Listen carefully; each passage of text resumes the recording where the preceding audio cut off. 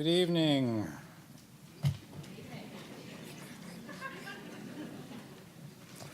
Welcome to the William G. McGowan Theater, and a special welcome to those of you who are joining us by YouTube and C-SPAN this evening. I'm David Ferriero, the Archivist of the United States.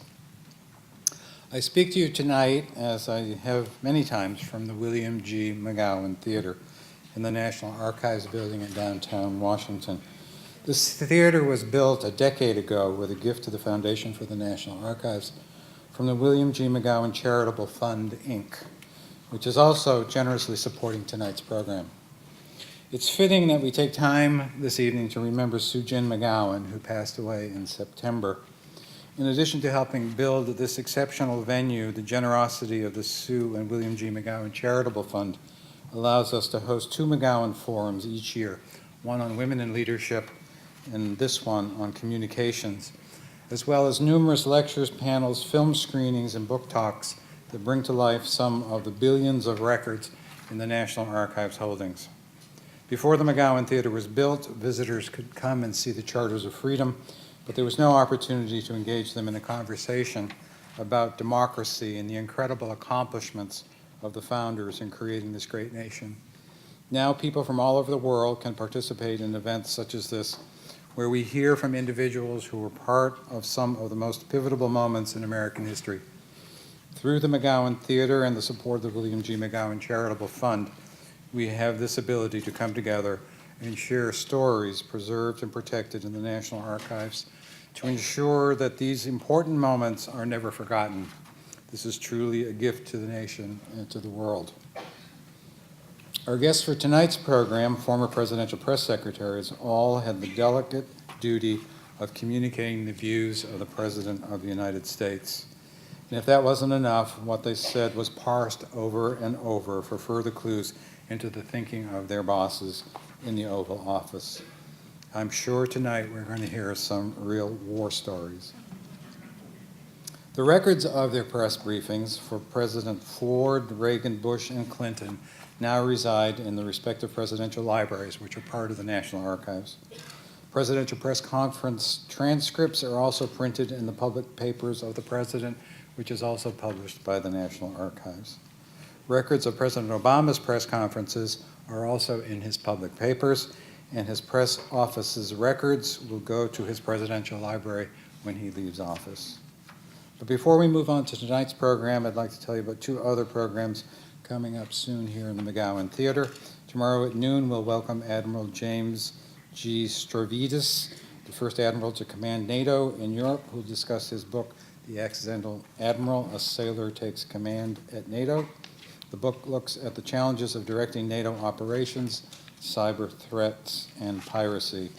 And the next Thursday, November 20th at noon, we'll welcome Kevin Gover, Director of the National Museum of the American Indian, and Suzanne Harjo, Guest Curator of the exhibit Nation to Nation, Treaties Between the United States and American Indians.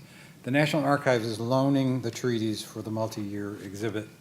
If you want to know more about these and all of our upcoming events and public programs, please refer to our monthly calendar of events. There are copies in the lobby as well as sign-up sheets where you can receive it in the regular mail or by email. And another way to get more involved in the National Archives is to become a member of the Foundation for the National Archives.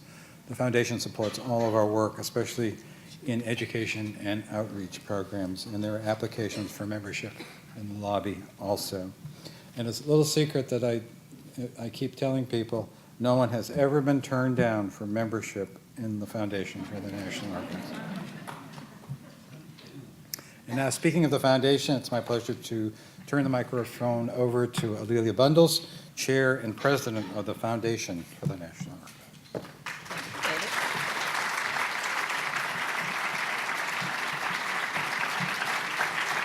I love seeing a full house, so welcome this evening. And thank you, David, and thank all of you for being here this evening for the McGowan Forum on Communications. I know you are all eager to hear our wonderful panel, but please indulge me for just a few minutes while I talk to you about a major milestone for the National Archives Museum. 10 years ago this fall, the William G. McGowan Theater, where we are seated, opened its doors to the public. Sue Gin McGowan, a passionate and visionary member of the Foundation for the National Archives Board, believed that this was a space that could bring people together to talk about extraordinary moments in American history. She named the theater for her late husband, Bill McGowan, who was a communications pioneer and founder of MCI. Bill believed strongly in the importance of open dialogue and was an enthusiastic lover of history. Here in the theater named for him, we celebrate those who have changed the landscape of our country and whose legacies are preserved in the holdings of the National Archives. And as David Ferriero, the Archivist of the United States, mentioned, you can become a member of the National Archives. You'll be on our mailing list. You'll get to know about all of these events. You may even get a reserved seat. So we know that we have a waiting line outside. And you can learn more about us at archivesfoundation.org. I'd like to tell you that just 2 weeks ago on this stage, we gave the Foundation's highest honor, the Records of Achievement Award, to Robert Etzel, who brought the incredible story of the Monuments Men, the men who served in World War II, into the open, to the archives, through his books and through that movie starring George Clooney. This past summer, we hosted a panel of civil rights leaders as part of the March on Washington Film Festival, with a very interesting panel that included Dan Rather, Charlene Hunter Galt, Sharon Malone, and Peggy Wallace, the daughter of George Wallace. It was an electric evening. These are just a few of the things that we do along with the McGowan Forum in the spring, which features women. Last year, there were women from Congress, from Nancy Pelosi to Carol Moseley Braun. And so we hope that you will want to come back for our remarkable programs. And each year, we thank Sue Gin McGowan and the support of the William G. McGowan Charitable Fund. But I have just some sad news to share with you. Just within the last month, we lost Sue McGowan. She passed away suddenly, unexpectedly. We greatly miss her humor and grace, but know that she will always be present here through her gift to us all, this beautiful theater and these extraordinary programs that bring the story of America to life. Tonight, we are privileged to have with us Ana Chavez, whose late husband, Gene Eidenberg, was our board member who helped bring the McGowan Fund to become our friend, and also Diana Spencer, the executive director of the William G. McGowan Charitable Fund, and Marianne Brand, a close friend of Sue's and a trustee of the fund. It's my pleasure to welcome Marianne to the stage.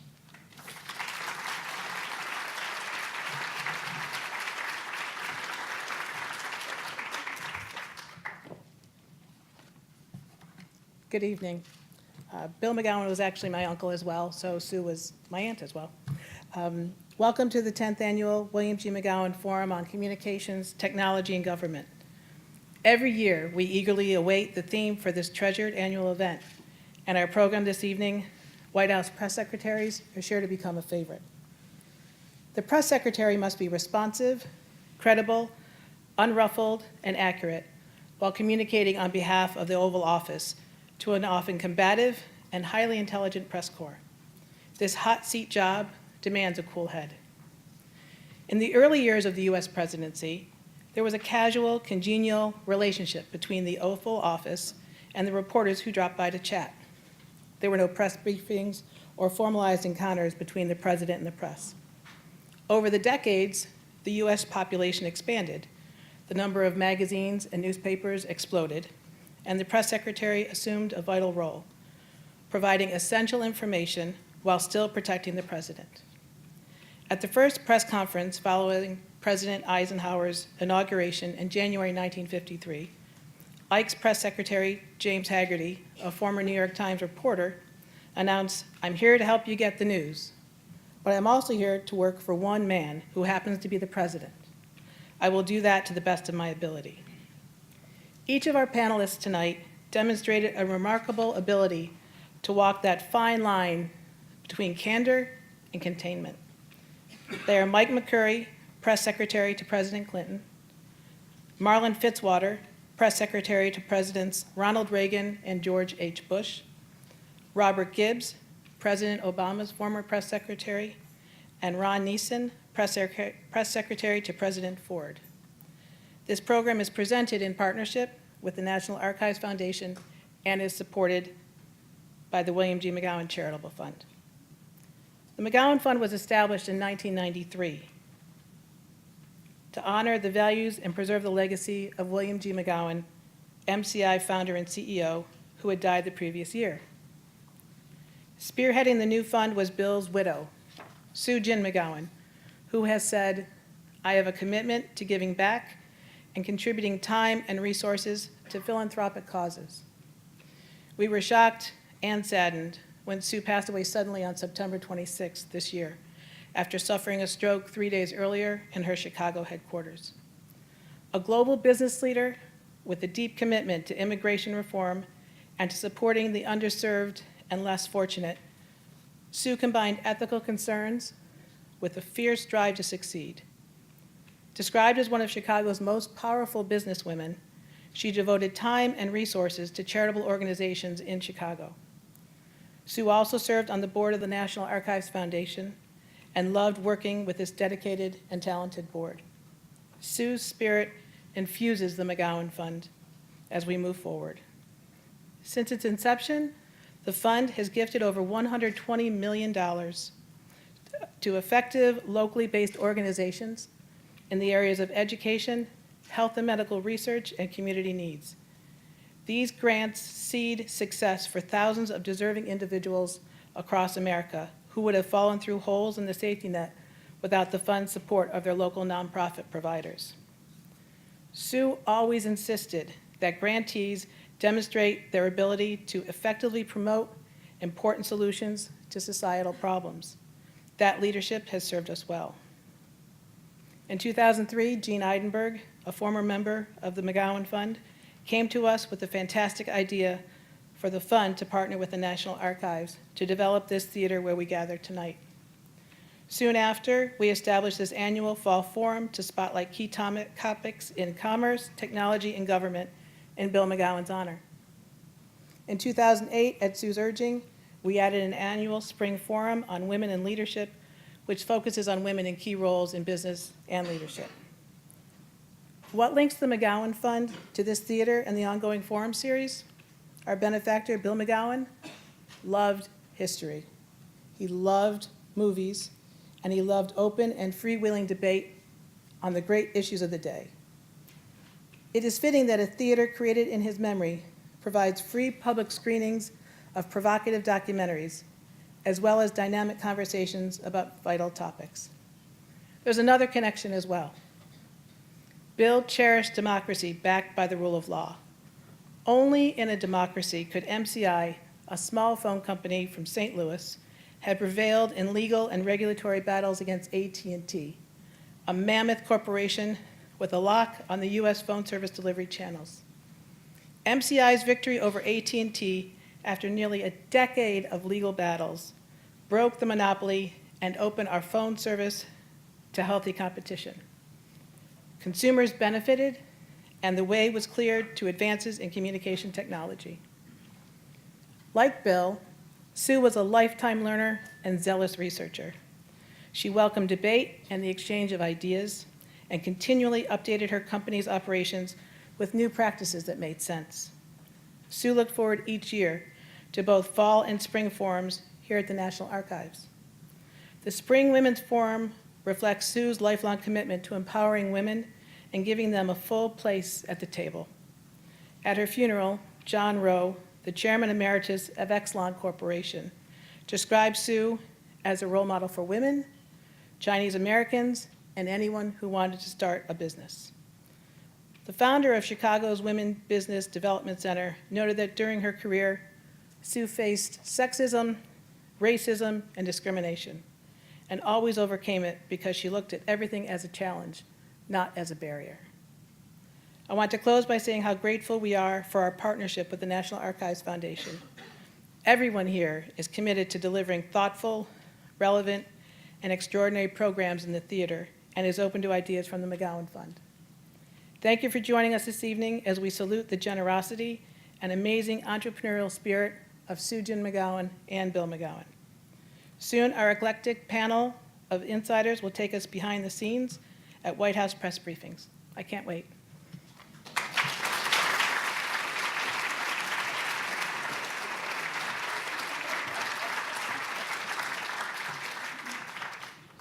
Thank you, Marianne. And, you know, though I never met Bill, I have seen those pictures of his wavy hair, and I think I can see something in the gene pool there with your beautiful hair. So thanks so much for your thoughtful words, and we're just so appreciative of the continued support of the McGowan Charitable Fund. So I know you can't wait until we get to our panel, moderated by NPR's Michel Martin, my former ABC News colleague. It's really nice to see her here tonight. It also includes, as Marianne said, Ron Nessen, Press Secretary for President Ford, Marlin Fitzwater, Press Secretary for Presidents Reagan and Bush, Mike McCurry, Press Secretary for President Clinton, and Robert Gibbs, who was Press Secretary for President Obama, the first Press Secretary for President Obama. But before we get to this exciting panel, I'd just like to ask you to turn your attention to the screen for a short film in celebration of the 10th anniversary of the William G. McGowan Theater.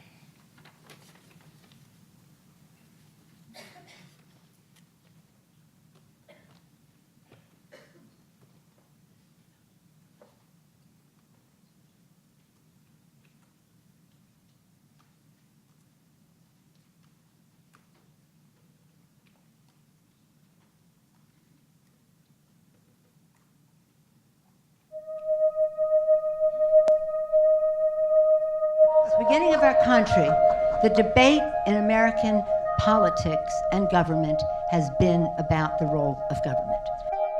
There's a general feeling that things are broken. You know, nothing's getting done in Washington. Is that really the truth? Or maybe that's just how the system is constructed in the first place. 227 years ago, none of the world was democratic. Now half the planet's democratic with written constitutions and free speech and minority rights and the rule of law. And that's what success means when the world is becoming American. These thoughts and opinions represent threads that connect America's evolving national dialogue. A dialogue that is freely expressed in its home at the William G. McGowan Theater at the National Archives in Washington, D.C. Built in 2004 to honor the legacy of the late telecommunications pioneer William G. McGowan, the theater now celebrates 10 years of Mr. McGowan's commitment to the open exchange of ideas on our country and its democracy.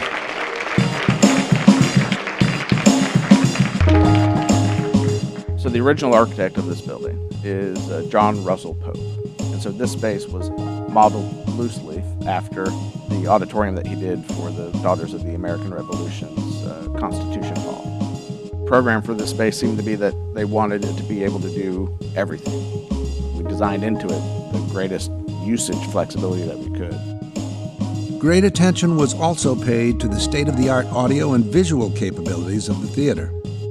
Everything from lectures, forums, presentations from the archives, and Oscar documentary screenings can be recorded, projected, and live-streamed in this elegant public setting free of charge. An annual example of the theater in action is the McGowan Forum on Communications, Technology, and Government. Its founder was William McGowan's wife and president of the William G. McGowan Fund, Sue Gin McGowan. One would ask why the McGowan Fund opted to support this theater and the ongoing forum series. Well, if you knew Bill, you would know why. Bill loved history. He loved movies. He loved debating the great ideas of the day. And it is fitting that a theater created in his memory now provides lively conversation. It's likability. And the American people almost always vote for the most likable person. Well, yeah, and I sat at dinner with John Kerry 2 years before he ran, and I knew he wasn't going to win. Enough said. I sat on the finance committee during one of the healthcare debates, and they were going to put a 20% tax on mammograms. And it was like the light, I said, guys, you know, you may not need to get them, But do you really want to tax women's health like this? Well, you could almost hear the pop, pop, pop, pop, pop, Yeah. pop, pop of the light bulbs going off like, oh yeah, I thought it like that. Hey, you know, we're flying scary flying robots and killing people with them. There's no scary flying robot clause of the Constitution, right? You know, the only thing the Constitution has to say about surveillance is that it should be reasonable, or that it should not be unreasonable, and that you generally need a warrant except when you don't. This is the daughter of James Byrd, who was dragged to death in Texas because some guys didn't like the color of the skin he was in. Racism is the biggest problem in this country. Racism is the biggest problem in this world. And we have to take steps with each other to keep inviting each other that, you good, I'm good. Can we all not get along? Letters transcribed. It's the National Archive telling us directly, this is ours. This is ours. The things in here, the artifacts, the things that we created, that we are saving and preserving together as a nation, it's ours. Dialogue, debate, democracy. During its first 10 years, the William G. McGowan Theater at the National Archives has carved out an essential role in the vast historical and cultural landscape of Washington, D.C. With ongoing support from the William G. McGowan Fund and the Foundation for the National Archives, the theater will continue to foster an open dialogue about America and its democracy for many years to come.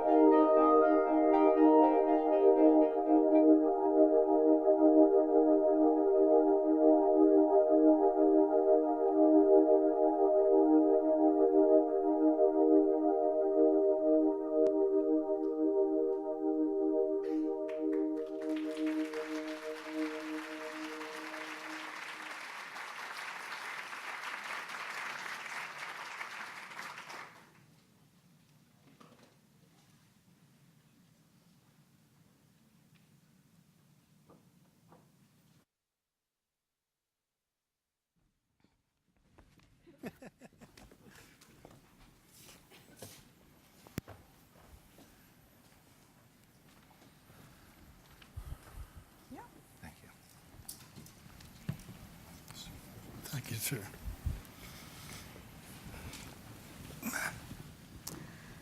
So in the words of young Jeezy, let's go to work. You know what, I thought we would start this the way we usually end these things, by saying thank you. This is the week when we recognize the service of people who've served their country in uniform, our country in uniform, and all of you served in public service. So I'm just going to start by saying thank you. Is that okay? Thank you for your service. Welcome.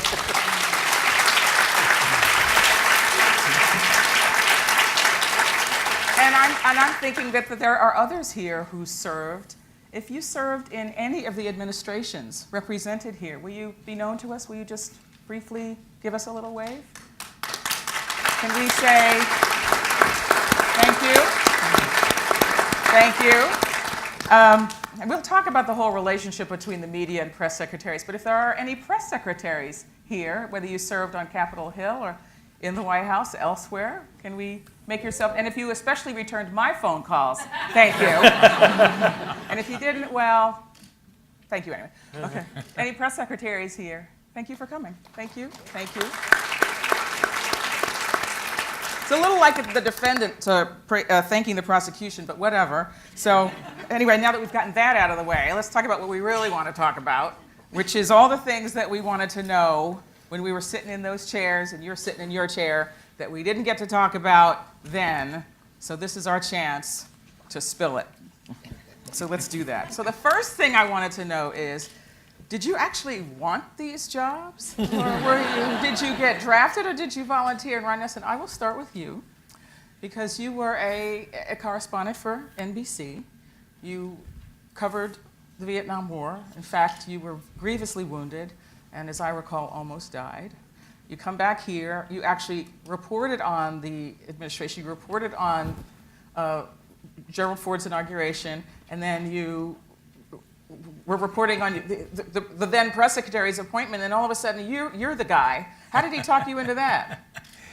Well, as you say, I had been a reporter for a long time, and I had also covered the White House for about 2.5 years when Lyndon Johnson was president, and then I covered the first month of the Ford White House.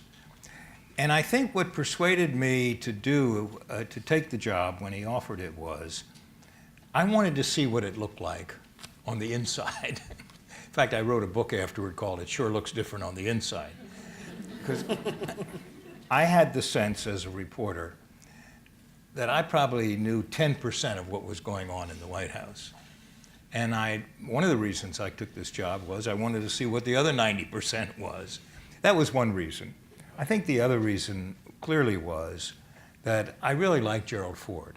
I covered him, as I say, as an NBC correspondent, and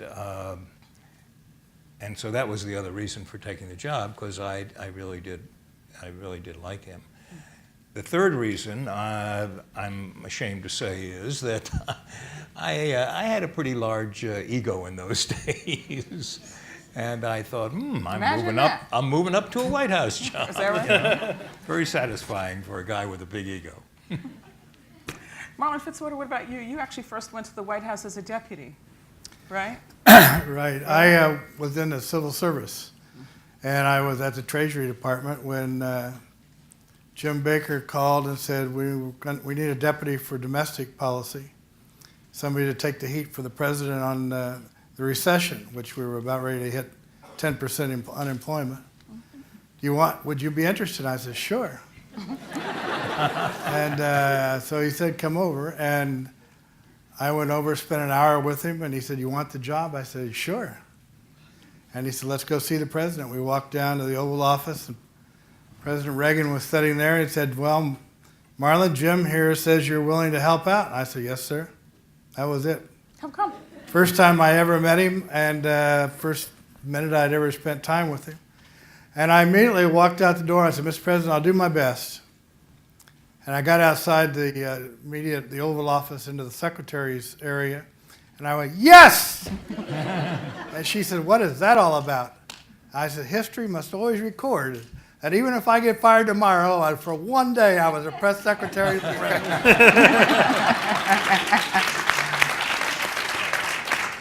Well, why'd you say yes? You could have said no. You're like, I don't want that job. Why? Well, wait a minute, dealing with people like me every day. Okay, really?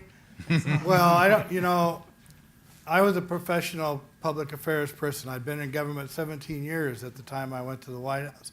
I worked in a lot of different agencies, and so the White House was the pinnacle of our profession, the professional deal. And the other thing was I didn't know what the White House was all about. I mean, I remember walking in to see that press corps, and Helen Thomas said, what are you doing here, kid? And it was all downhill from there. Mike, what about you? You'd come to the White House from the State Department, and you'd been at the DNC. It wasn't a direct... My story is a little different. I had been around in Washington as a press secretary for 20 years, and I had worked for, I'm sure everyone remembers the administration of President John Glenn, President Bruce Babbitt, President Mike Dukakis, and I had worked for, not to be president, Bob Kerrey. So it was actually probably because I have an unfailing ability to pick the losing candidate.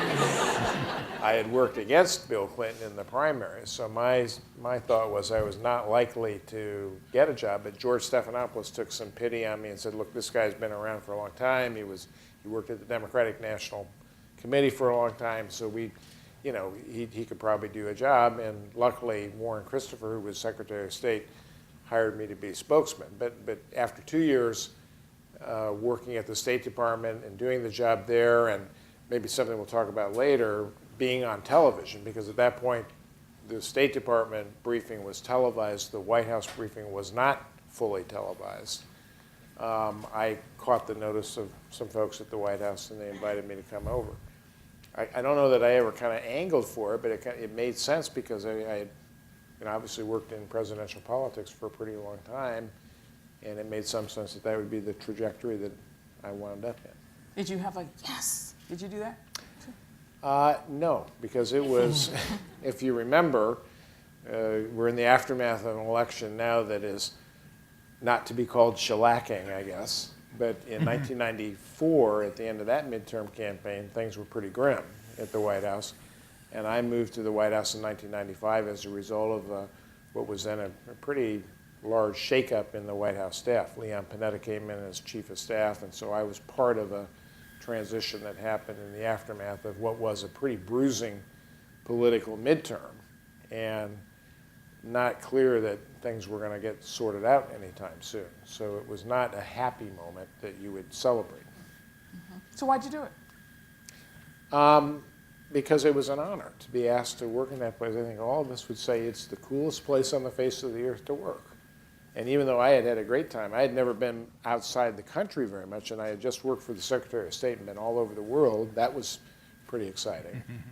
But the opportunity to work in the White House, you know, to drive up that little West Executive Drive and say, I got my own parking place right here, right outside the West Wing, and it's an honor, even when the subject matter you have to deal with becomes fairly zesty. Yeah, let's talk about that in a minute. But before we do, Robert Gibbs, what about you? I mean, if you're on a campaign, isn't kind of the working assumption that if your guy wins, you're going to get the job, or gal, eventually? I think in most instances, by the time you get to the end of the campaign, you have a fairly decent chance or decent sense of if this person wins, who's likely to be the press secretary. I think Mike's absolutely right. I think you realize pretty quickly how great an honor and a great a responsibility it is. When you do drive into that White House, a lot of days when it's dark, and you realize sitting in that Oval Office throughout the week, what you're witnessing, what you're trying to describe, and what you're part of. I think it's a truly amazing honor. I do remember pretty early into my first briefing, and I was listening to a question, and it was about 10 minutes in, and I remember this voice in my head saying, I can't believe you're here doing this. And then there was another voice saying, pay attention to the question. Because I thought it would be amazingly embarrassing to somehow miss an entire question in your first briefing. But I think that's, you understand that however long you're there, you're going to get to witness and see things in a seat that very, very few people have, and it's remarkable and it's amazing. So let's keep it going, because for those of you who it's live all in good Washington, times. Just yes, keep exactly. going. We'll get to some of those other. But we'll start it out soft. So, the Post has this feature called Date Lab, which thankfully, as a married person, I don't have to really know about. But when they're trying to fix people up, they have this thing called brag a little. So brag a little. Like, what was your best day? What was your best day? Robert, you want to start? I think our best day was probably signing health care.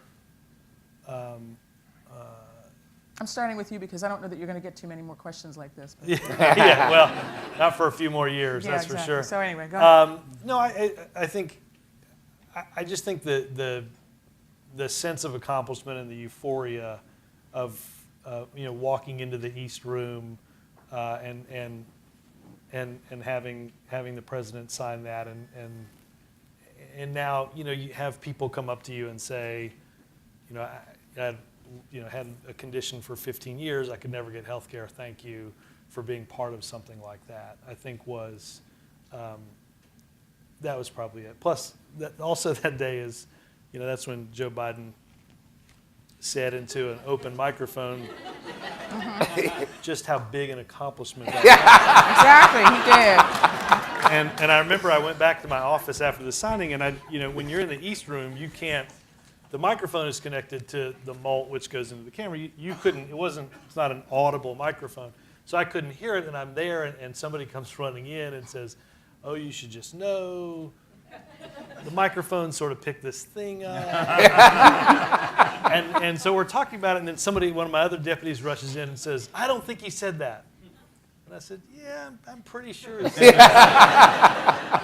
And I'm sure we'll get some of the technology of this, but I remember I was on Twitter and I thought, let me try to sum this up. So I remember I sat down and I'm like, and I so I wrote, "Yes, Mr. Vice President, it really is." And I hit send. And I think my phone is. So then, Is that you? Okay, demerit. and so- Interview I know, I demerit. should've done. And so about 2 minutes later, my assistant comes in and says, the Vice President's Chief of Staff's on the phone. Damn, I should have checked with them before I tweeted. And it was one of those things, and again, sometimes even in politics, honesty is the best policy. And Ron Klain called in, and I picked up the phone, and I'm like, "Hey, Ron," trying to pretend like nothing was going on. And he just said, "Thank you." And he said, "We were over here trying to figure out what the statement would say, and then we read your tweet, and it was like, yeah, just sort of own it." And it was so, that was a good day. All right. Can you turn your phone off, though?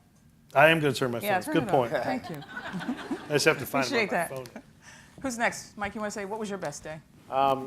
Much more mundane than that, although I love that story, and thinking of that, you were the only one of the four of us that had to worry about tweeting, because It's a whole other conversation. and it's a whole different job. I mean, I think the job that you ended up having to do, just because of the changes in technology and media, went by so quickly.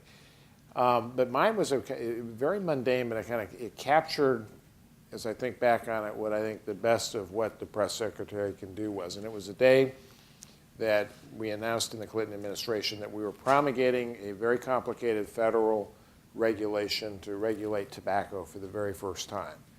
And it was premised on the theory that a cigarette is a medical delivery device designed to deliver a dose of nicotine to the body, which was stretching things, as the Supreme Court later concluded. But it was the regulation went on 30 pages in the Federal Register, and I stayed up a good part of the night to read it, even though I said, okay, the briefing the next day, we're going to bring in Donna Shalala, the Secretary of Health and Human Services, David Kessler, who's the head of the Food and Drug Administration, and they'll do the briefing, but I want to make sure it's a big deal, and I want to make sure I know what's going on. Well, Donna Shalala and David Kessler got up there, and it was so complicated, and they instantly got way down into the weeds. And you guys all know Terry Hunt from the Associated Press, and he's standing there looking up. And it was clear to me, watching the reporters, that we were losing the story because they were having a hard time explaining it. And I got up and elbowed Donna Shalala out of the podium, which is a very difficult thing to do. You know her. And I kind of took over the briefing. And then I've got the head of the Food and Drug Administration, the Secretary of Health and Human Services there, and I'm looking at them saying, am I explaining this correctly? But I had to simultaneously translate that complicated language and vocabulary of government to something that would actually get through and help the reporters write the story. And a couple of them came up and said, boy, you saved your buns there, because we were not getting any clue what you were talking about. That's the best of what the press secretary can do. I mean, we get accused of being spin doctors. We probably sometimes get a little angry at the press corps. But at the heart of it is trying to take the work that the White House does, the president does, and the federal government does, and help the American people understand it. So, I mean, that, it was not the most dramatic day. I had plenty of those. But it was the day in which I felt like I really did my job. Mm-hmm. Ron, you want to go next? Just to follow up on that, one of my best days in the White House was when I smoked when I first went to the White House, and a bunch from the press office decided to join this class called Smoke Enders, and we went. I think it's 8 weeks or so, and I stopped smoking. So, but seriously, my best day in the White House clearly was when I had to stand up and announce the end of the Vietnam War. Mm-hmm. And I had, as I say, as an NBC correspondent, had covered the war. I did 5 tours there as a correspondent, got wounded, almost died.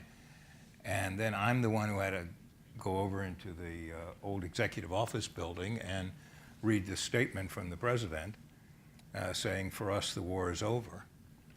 And I've got an old-fashioned cassette tape of that at home. My voice is about 5 octaves higher than normal, very quavery, because of what Vietnam had meant in my life. And here I'm the one who has to stand up and announced the end of the war. Did you want to cry? Yes, Did you cry? not in public, but in private I did.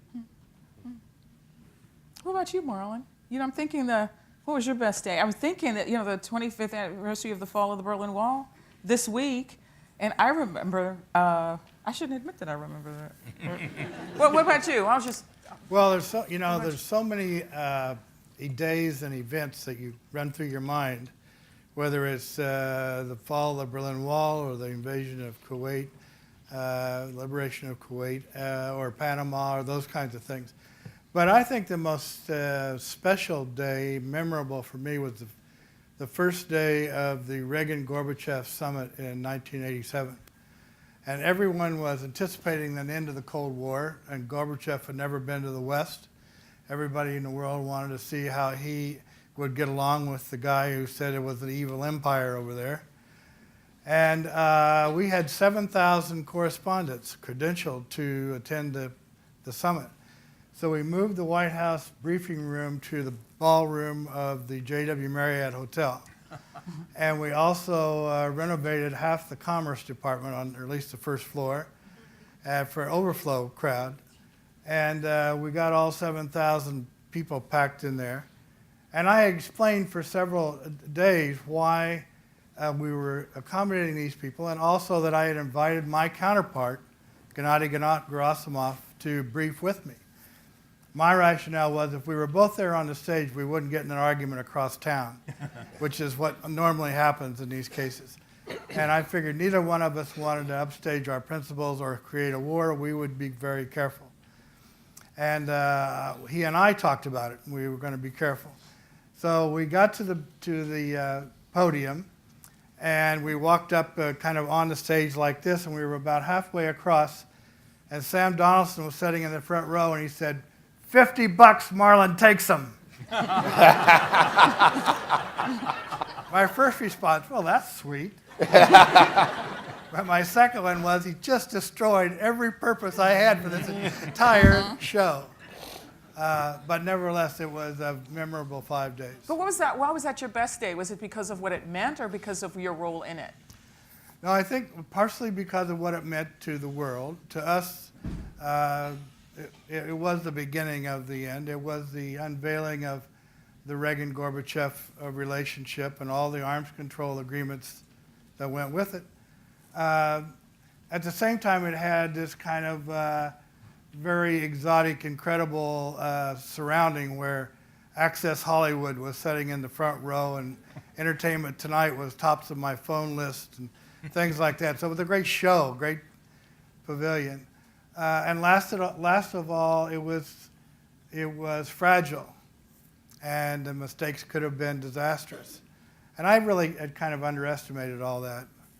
But anyway, you put it all together, and it was really a series of experiences you don't very often get. So when you have an awesome day like that, does the president ever come and say, oh, good job, you know? President Bush listened to almost every briefing I gave. He had a squawk box on the desk.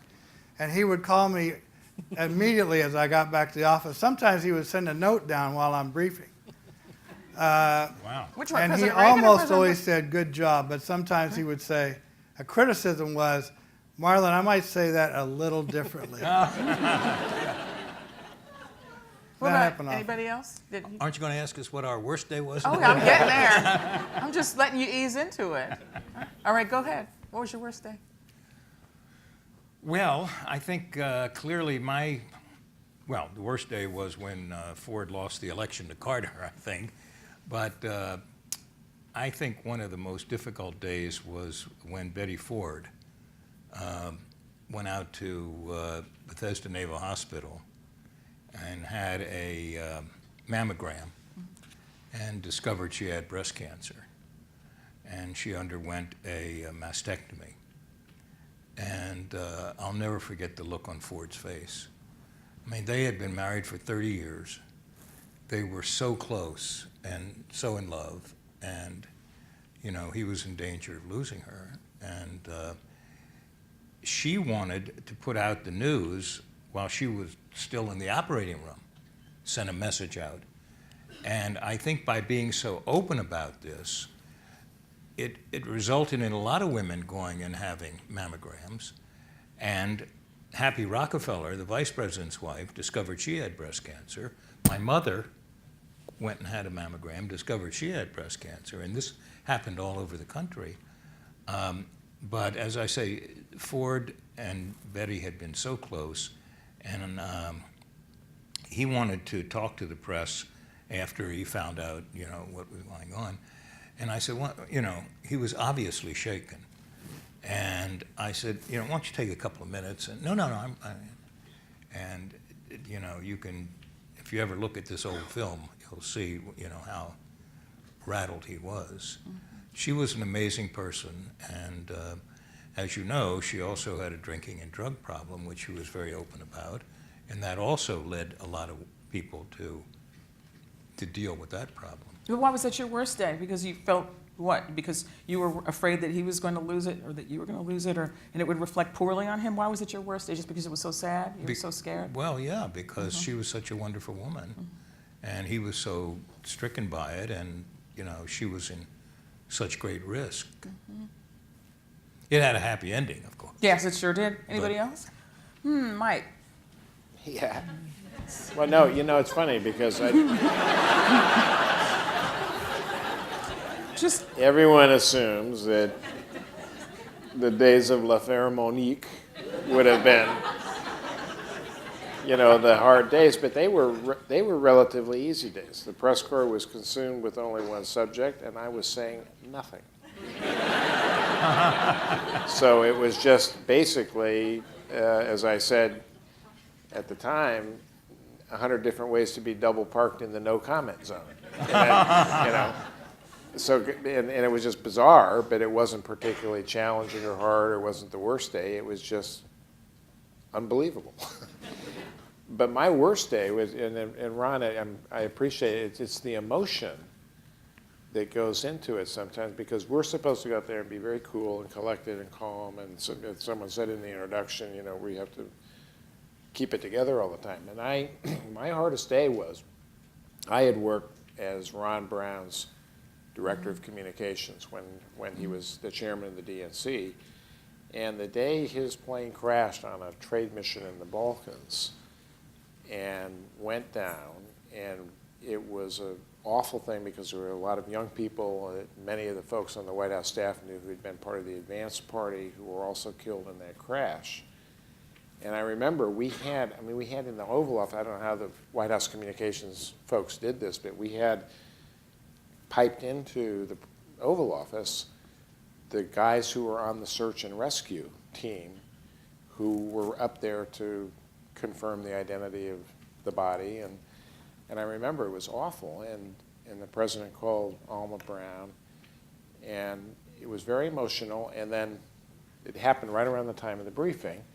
And so I said, okay, I got to go out and brief because everyone's going to want to know what's going on. And I didn't stop to collect myself, because here's a guy who I had crossed swords with. I think the only time I ever got fired in my life, Ron Brown fired me, and that we had a wonderful relationship despite that.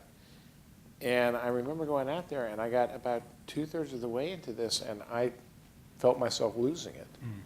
And I didn't, I still feel myself losing it a little bit. And I had to stop and say, I need to, I looked out at my staff, and they could tell I was in turmoil, so someone came up and handed me a note which said, "Get off now." So I went out and pretended that I was getting some important information from the president, and then came back and was able to do the briefing. But it's those moments that we can, we handle a lot and prepare for a lot, but every once in a while you get something that just jerks you out of your place. And I think those were the hardest moments. Now maybe it wasn't the worst moment, maybe it was the hardest moment. Marlin, what about you? What was your hardest day? Well, I don't really know that I can point to a hardest day. As I hear these stories, it strikes me we've all had stories like this. Mrs. Reagan had a double mastectomy, and I had to announce it on television, and there wasn't much experience at talking about breasts on television. And I was scared to death, I want to tell you. But But you do know what they are. I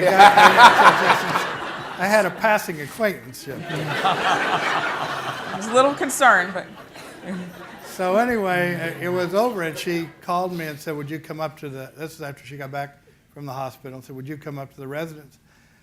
And I went up, and she said, well, I just want to tell you I thought you did a great job, and are there any questions the press are asking about it? I said, well, yes, they want to know why you had a double mastectomy when they're now developing other less invasive kinds of operations.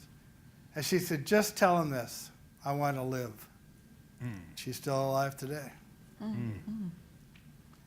So there's a lot of days like that are really moving. That, you know, I wouldn't say it was my worst day, but you live with it. I remember one morning I came in and Helen Thomas says, you're killing Palestinian babies. You are. I said, what? She says, over the night they killed 30 Palestinian babies and you're responsible. And I said, Helen, what are you talking about? She said, that's happened. You're part of this administration. You're part of these policies. You're guilty. And she stomped off. And two of my deputies heard all the screaming and came in, and I was crying. And they said, why? Why? And I said, you know, I just don't think I deserve this. How can this be? But I got over it, and you go on, you know. Is that the worst day? Probably not, but I will remember it all my life. Why did that Could make we you take cry? about a half hour to tell Helen Thomas story? We can. Yeah, we could, but why did that make you cry? Because it would just seem so unfair and so unprofessional, and not my responsibility, and it was just painful. The idea that I was responsible for killing children. Do you feel that, I'm wondering I would never have known this if you hadn't said this. I mean, do you feel that it's your job not to let people know you have feelings? Yeah, I don't tell those stories very often. It took 20 years to get this one out. What about you, Robert? I think the hardest days are when you have really big things collide. And I think Mike makes a good point. The easiest days to get ready to brief are the hardest days to brief. And what I mean by that is they give you, you've got this notebook and it's got 20 or 25 things in it. But if you know you're only going to get one question asked 6 different ways, you don't really have to pay attention to the other 19 tabs in the binder. Yeah, we called it the kitchen sink day because everything in the kitchen sink was going to get asked that day. So you had to have 10 times as many answers. Right. So, look, I remember every day of the oil spill was brutal. But, I remember during the oil spill was when Rolling Stone popped their story about Stanley McChrystal, and we've got to call a 4-star general back from Afghanistan. And, I remember walking over to the residence, I'd called the president and said, I think you need to read this story. And I walked over and he met me downstairs and he read the first 2 paragraphs and we had a quick conversation. He said, whoever's left, it was kind of late at night, just let's meet in the Oval Office in 10 minutes. So you have these things these events that collide. I remember the shooting at Fort Hood, what an awful day that was, and pretty, decent part into the evening, we'd spent probably 2 or so hours, maybe 5 or 6 of us, 7 or 8, I forget how many, in the Oval Office with Bob Gates and Admiral Mullen and Bob Mueller from the head of the FBI, the president, talking through, and I won't tell everything, but talking through some of the stuff that they'd already learned in the investigation. And I remember that was a Thursday because I remember I'm walking out of the Oval Office and I see Larry Summers waiting and he's walking in, and all of a sudden I remember, oh yeah, tomorrow's employment report. And of course the White House economic team will get the employment report And they don't, it comes out 8:30 in the morning. It's the day for, 2 years, you're just waiting for the employment report. And Larry was going in to tell the president what the report was, and I remember, again, I'm so focused on Fort Hood and the investigation, and the FBI, and all this stuff, and I see Larry, and I'm like, I kind of crane, and I go like this, and he just goes, and I remember going, oh man. And it was the first time that unemployment surpassed 10% since Reagan. And so again, there's those moments where you've got all this stuff and then something collides. I think the most powerful moment was late October in 2009, and we were in the midst of the Afghanistan review.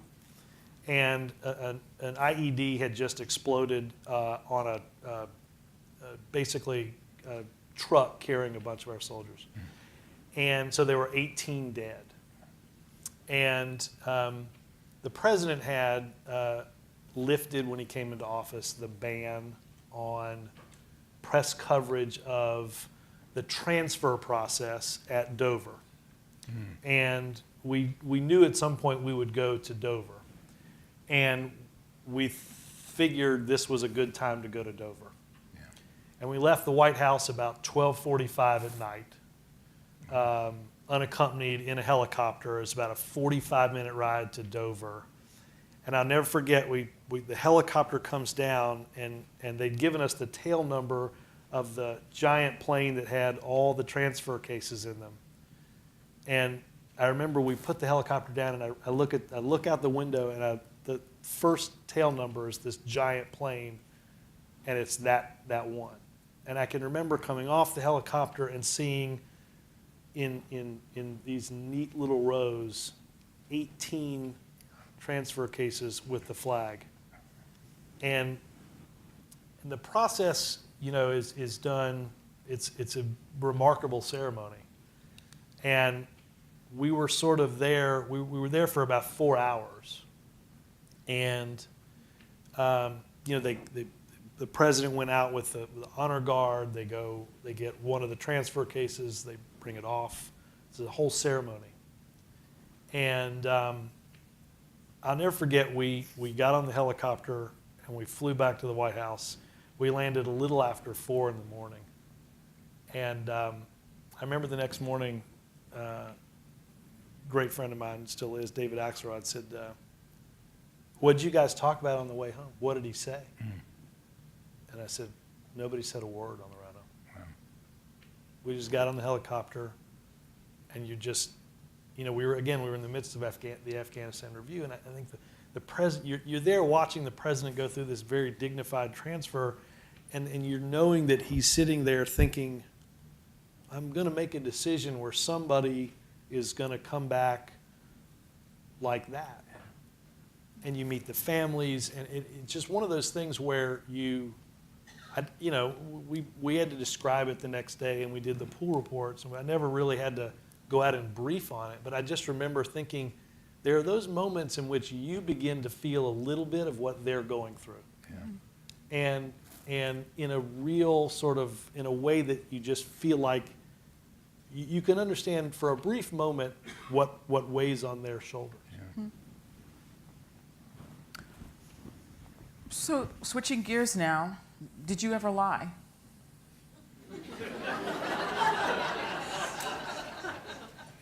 Are you talking to me? Yeah. Did you lie? Did any of you lie? I think I never really lied. I think I often... Are you lying? Now, we're not talking to your girlfriend now. Okay. And I'm not lying now. Okay. I mean, one of the promises I made when I took the job was I will never lie and I'll never cover up. But I didn't. I really kept that promise. I think sometimes I worded things to make them, less... True? No. No, just less damaging, let's say. But did you ever feel you came close? Huh? Did you feel you walked up to the line of lying? I probably walked up to the line, sure. I think we all walked up to the line. But, don't forget this. Let me just back up half a step. Ford succeeded Richard Nixon. And he had done, great damage to the presidency and so forth by the Watergate and how he handled Watergate. And I think this made all the people in the Ford administration determined to go in a completely different direction. Plus the fact that I came out of the press. And I knew that there was always a suspicion that the press the press secretary was not being completely honest with us and so forth. And just to tell you, and I'm not making this up, just to show you how I was determined to be completely different than the Nixon White House. Nixon's press secretary was named Ron Ziegler. And one of the things I said when I was first appointed Ford's press secretary was, I'm a Ron, but not a Ziegler. But no, seriously, given the fact that Ford had succeeded Nixon and how the Nixon administration ended, and the fact that I came out of the press, and the fact that Ford, in his whole political career had built a reputation for honesty and so forth. So, we may have delayed putting out some stories. As I say, I may have described them in the best possible terms without lying, but I never did lie, and that was a real promise to myself and to the press corps. Yeah, Michel, go ahead, Mike. You cannot lie in that job. I mean, there's just, it's career ending. I mean, if you ever got caught knowingly misleading the press, the consequences of that would be the rupture in that relationship of fragile trust that exists anyhow, and you wouldn't be useful to the president. Now, I got in trouble one time. Helen Thomas asked me that question, and I said, no, I've never lied, but I certainly learned how to tell the truth slowly. And there are times. I mean, there are times. I mean, what I was thinking when I answered that question was, yeah, we were up in Martha's Vineyard after this really bizarre thing in which the president had to go on national television talking about things that we were all familiar with. The very next day, we were going off on a happy family vacation to Martha's Vineyard, and I knew that we were going to be going back to the White House because we were getting ready to launch a cruise missile strike against Osama bin Laden to try to catch him at a little powwow that he was having. And I remember being at the little schoolhouse at Martha's Vineyard, which I'm sure I think Robert's probably been there, and the reporters, they want to go to the beach. So they're kind of hanging around saying, hey, when are we going to get the lid? And we want to, when are you guys going to wrap things up? You know what the lid is, right? The lid is when there's no news. White House tell says them what the lid is. No more news for the rest of the day. So you're free and clear unless some emergency happens. So it's basically our signal to them that we're not going to be putting out any more news during the day. And what do you say? I mean, was it a lie for me to say, no lid right now. I'm just going to check and see what's going on, see if there's anything happening. Yeah, we're going to war in about an hour and a half. Would you like to stick around? There are techniques that you have to use, and sometimes they border on a thing called spin, which is that you're trying to take your best interpretation and offer it up. But I think if you knowingly mislead the American people and their representatives, the press corps, you're toast. And I think that's a good thing, probably. Marlin, you had access to classified information, right? In that you were part of the group of 9, correct, in your administration. So how did you handle that? I mean, did you say, don't tell me anything that I can't tell, or how did you handle that? Well, first of all, I was fortunate to become press secretary to both Reagan and Bush under circumstances where I knew them. I'd worked with them before in lesser jobs. And in both cases, I went to them and said, I want to be in all meetings, including all National Security Council meetings. And President Bush, who had been director of the CIA, said, well, that's nearly not the way we work. We have compartmentalization and we have classified information, and we determine who has a need to know and all that. I said, well, my view is I need to know everything you know. And he said, well, let's see how it works. And the last thing I said to him was, if I divulge classified information, if fire me. I'm out. I'm out that day. 5 o'clock that night, I'm gone. He said, okay. So with that deal, really, at the beginning, I would go into all these meetings, and often the Pentagon would call back and say, why is Fitzwater here?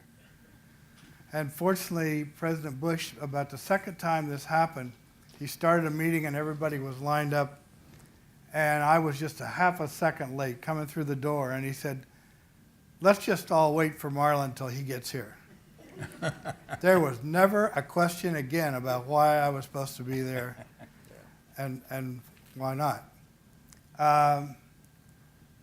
But in my own mind, I had to worry about that every time. And what I would do, first of all, is make a judgment on my own and try to decide, am I really confident this is not classified? Then I'd go to General Scowcroft, who's our National Security Advisor, and say, is this classified? Am I getting in trouble here? And he would often say, well, here's a better way to say it, or here's something a little more nuanced. And it saved me so many times from saying something that I shouldn't have said, to have a process and have it in mind. Mm-hmm. Mike makes a really interesting point here about if a press secretary lies, he loses credibility, and why we have to be so careful about that. And I have two quick examples. One was Larry Speaks, who was asked if we were going to invade Grenada. The press had gotten the tip. He went to the National Security Advisor, and the National Security Advisor said, that's preposterous, absolutely not. Larry didn't know. He wasn't involved. He went back to the press and said, preposterous, absolutely not.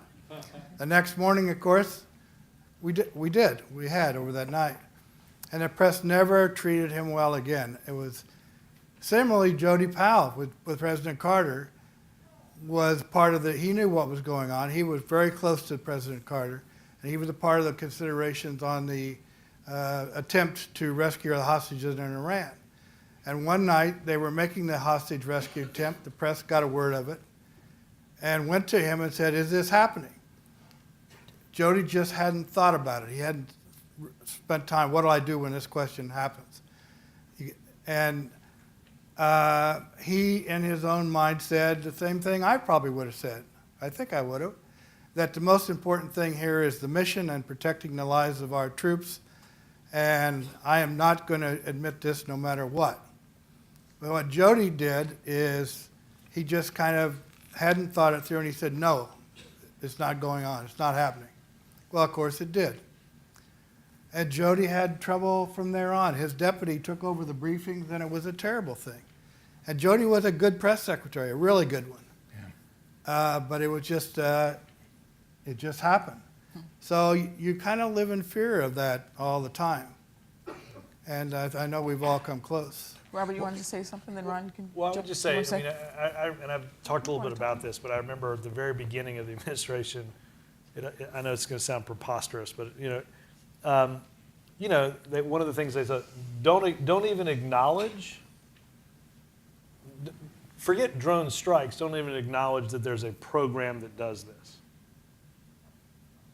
And either you're new and you're freaked out about saying something that's classified. Okay, probably like the third day I was briefing, somebody asked me about a drone strike. I don't have any information on that, and I'm not going to get into. It's on the damn front page of the New York Times, right? Because somebody has reported we've killed 6 people in a drone strike, yet the press secretary to the President of the United States is not capable of acknowledging a program in which that even exists. And I've said this now since I left. I didn't do anything. I didn't say anything about it then, and I wish I would have, because you cannot have somebody standing up there saying something like that while they're reading the New York Times. It's sort of preposterous. I have an example sort of like Marlin's. During the Afghanistan review, which we had about, I think probably 12 or 13 mostly 3-hour situation room meetings to go exhaustively through the process. And after the first meeting, Rom, the chief of staff, came into my office and said, he said, the Pentagon doesn't want you in those meetings. They said they don't want a political guy in the meetings. Yeah. Ever been to the Pentagon? I didn't say a word. I just reached over to my desk and I picked up my ID, because the one great thing about being press secretary is all the Secret Service guys know you don't have to wear your ID. And I just picked it up and I said, if that's the case, then take this and do tell me how it all works out. And he said, what do you mean? And I said, if those guys think I'm in there to give him political advice about Afghanistan, then the idea that they don't know the president is, that's the biggest understatement in the world. But I said, if you think I'm going to go, the president's going to go into a 3-hour meeting in which we're going to repeat 12 times, and you think I'm going to come walking up to somebody who sat in that meeting and say, hey, I'm about to go brief. The president's just been in these 3-hour meetings. Can you give me the 5-minute rundown of what they talked about so that I can go answer 30 minutes of questions about Afghanistan? It's crazy. And I said to him, I said, if you think if somebody's willing to sign up for that, be my guest. Are you serious? You're about to quit? You're prepared to quit? I absolutely would have if I could not have been in that meeting, because like Marlin, you have this, you have way more information than you can ever say. And particularly at a time, I mean, look, I'm sure there was then and there is now a safe in the office where you have to lock up classified documents. You have to record when the safe gets open, record when the safe gets closed. There's a lot that you get information on. And I think if you have somebody who isn't in a lot of that and can't watch it and understand what you're supposed to steer around, then the whole job becomes sort of moot. Yeah. Because if I'm not in that, and again, it's not as if I'm, and I'm sure that plenty of reporters will go back and look at those briefings and say, well, he didn't really say a lot about those 12 3-hour meetings, but you at least get a good sense of what is discussed, the interplay, the issues that they're talking about. You could bring somebody out to do it, a general or something would be just as complicated to do, but if you're not in there listening to that discussion, in those probably 30 some hours worth of meetings, I said one thing, and it was the second to last question in the last meeting after the decision had been made, and the president said, how are we announcing this? And I said, we're doing it you're doing a primetime speech at West Point, sir. That's all I said in 12 meetings.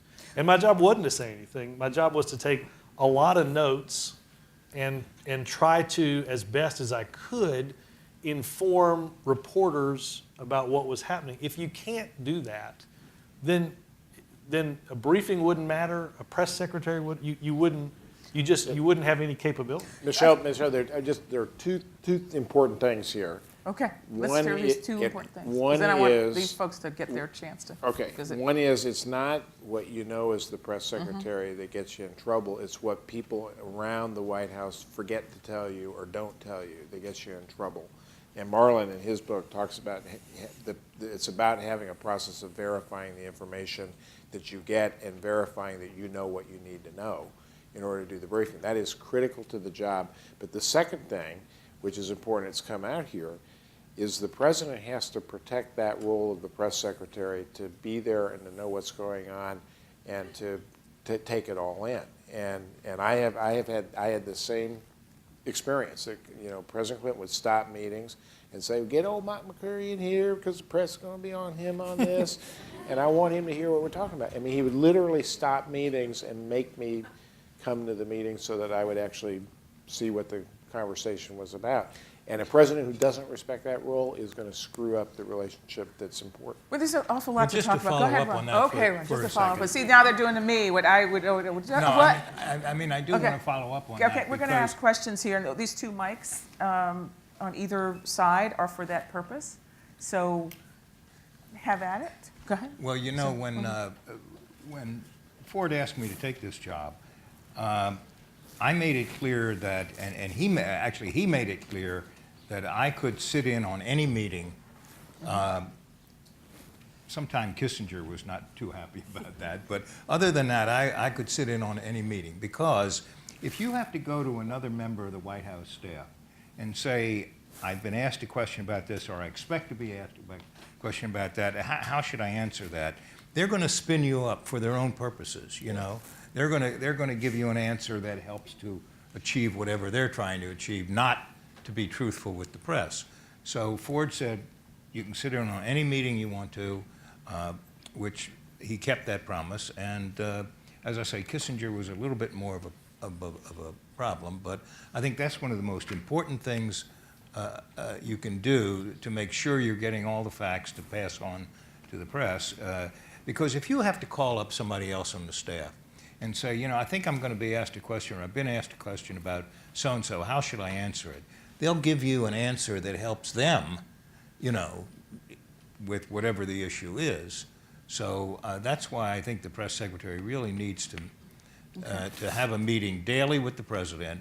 You know, you bring in a list. Here, I expect to get asked these questions. You know, what do you think I ought to say about that and that? Okay, let's let the folks participate who've been very good about. 10 seconds. The only thing I would say is you're absolutely right about the meetings. That's what's so important. Sometimes they'll say, the press secretary can always come in my office. Well, that's great if you know exactly what you want to ask the president in order to respond. A bunch of times it is just watching the process play out in that meeting, right. Whether it's in the Situation Room, whether it's in the Roosevelt Room. They Or make the a lot Oval of, Office. right, or in the Oval Office, they make big decisions. And sometimes you're just sitting there, you're taking notes and you're watching it. It also helps you get a lot more educated about any issue that you're ultimately going to Well, speaking of getting educated, there's a bunch of things we all want to talk about, because one of the other questions I had is, do you all play favorites? Did you all play favorites with who you called on? Yeah, you were my favorite.